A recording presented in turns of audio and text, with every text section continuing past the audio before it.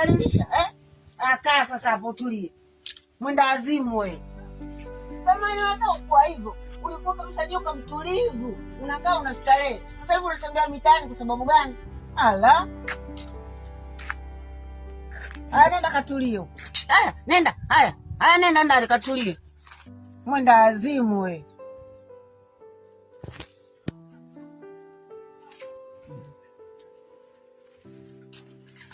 Muone kwanza. Ala. Hata mambo yako hayo. Tulia kama ulivyokuwa unatulia zamani. Zamani ulikuwa unatulia vizuri, unakula, unashiba, unakaa kimya. Sasa hivi unatembea mitaani. Kwa sababu gani? Ala. Mimi nilikutana na jirani yako hapo, alinitumia video. Akilalamika kwamba huyu Chatu kama ambavyo umemuona na wewe mwenyewe nafikiri umeenda kumtoa kule alipo. Sasa imekuwa changamoto. Wewe hizi changamoto unazifanyaje? Bwana, kusema ukweli hata mimi mwenyewe pia nimechoka. Kwa sababu mwanzo kulikuwa na misitu, watu hakuna, majumba hayajajengwa. Yule alikuwa kuonekana kwake kwa nadra sana. Lakini sasa hivi makabila mengi, watu tumekuwa wengi mitaani, basi kila sehemu watu wapo. Sasa wanamuona kama anaonekana yule, imekuwa kero. Anauzi watu. Na kila mtu kama unavyojua, kila mtu anaheshimu mila yake.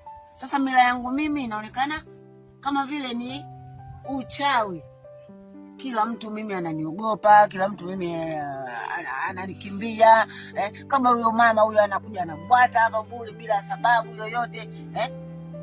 Basi kwa hiyo na mimi pia sijui nifanyeje, sijui. Mpaka sijui nitamrudishia nani sasa. Sijui niende nikaombe kule kwenye kaburi la yule babu, sijui vipi, hata sielewi. Mimi nachoona mimi nitaenda kwenye kaburi. Nitaenda kuomba achukue mwenyewe mzimu wake, bora ukae kule nani malaloni. Kumbe kuna uwezekano wa wewe kwenda kuomba kwa mzee kule.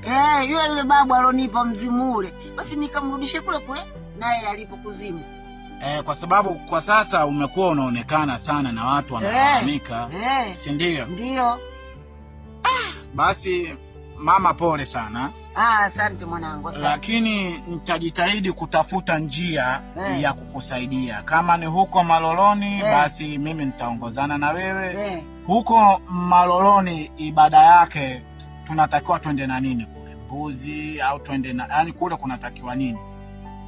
Kule babu yule alikuwa anapenda sana togwa. Togwa. Ukienda zamani tulikuwa tunaenda kule kutambika, leo tunaenda na mitungi ya togwa. Si unajua tena mila. Kwa hiyo sasa kumbe tupike togwa. Tunaenda na togwa mpaka kule. Basi mimi tena kusema yangu kule. Wewe utakwenda kusema ya kwako. Kwa sababu mimi tena nimechoka na matatizo. Haya kiukweli ni matatizo. Kwa sababu binadamu wanachukia kabisa. Haya jamani, mzee wetu anasema amechoshwa sana na huyu Chatu ambaye amekuwa akimdhalilisha kila wakati, na anasema kwamba siku hizi amebadilika sana, kwa maana zamani alikuwa haonekane wala hakuwa msumbufu hivi. Sasa anatafuta namna ya kujitoa. Leta ushauri wako sasa, nini tufanye?